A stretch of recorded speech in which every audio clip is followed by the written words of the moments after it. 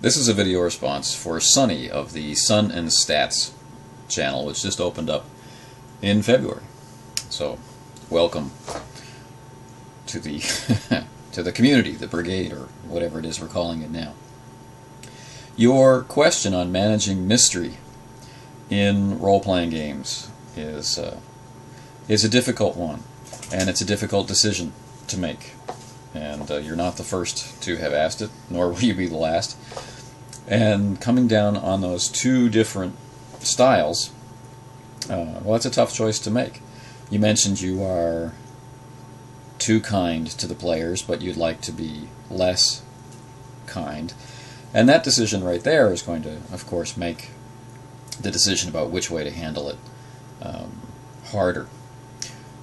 But from the point of view that you have prepared a mystery environment for the players to interact in, it's not so much your impulses or strengths or weaknesses maybe that we need to focus on at this point, but start with what type of players do you have. For me, I prefer a style of play that I call simulationist. And what that really means is that if I were running a mystery, then before the players start investigating it,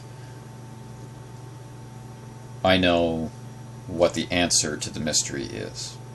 Now, I'm not interested in planning out how they solve it, and I have no investment on if they solve it.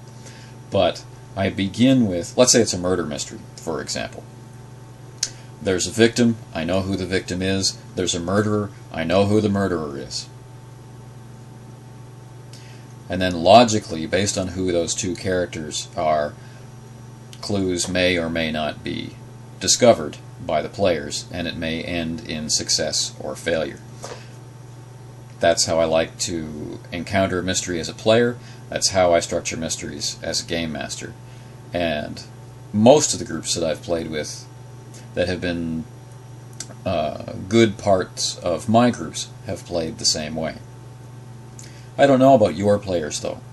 They may require success, or they may not understand what the point was if they fail. So I understand the difficulty of your question. Now, it sounds like what you've put together is flowing really well. You've mentioned that the characters seem to be on to the basic thread of the mystery itself, which is great.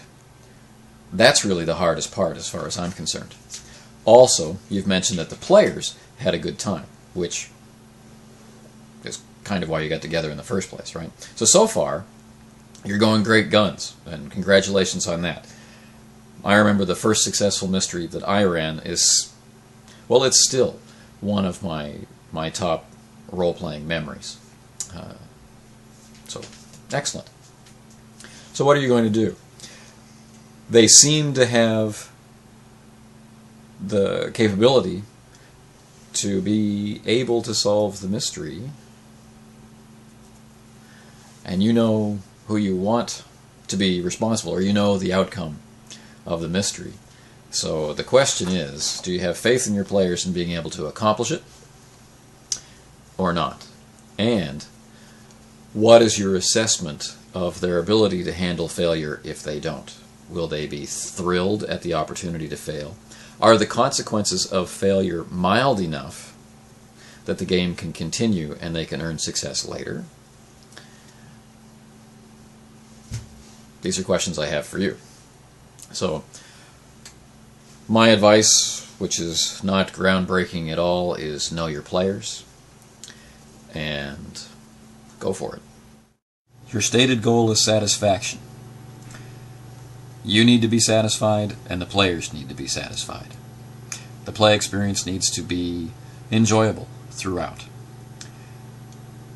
The question to avoid the other difficulties of choosing a play style or becoming a tougher keeper, the question is, what will make that satisfaction? Will it simply be solving the mystery? Will you be satisfied by enjoying the experience of, on the fly, creating connections that will allow the clues they've already found to match up with the conclusion, which is currently incorrect, with whatever conclusion they reach? Or will you gain more satisfaction over having plotted a mystery that they were successfully able to follow the planted clues for and complete? Or will you and they be satisfied by their failure to do so? It can't all be success.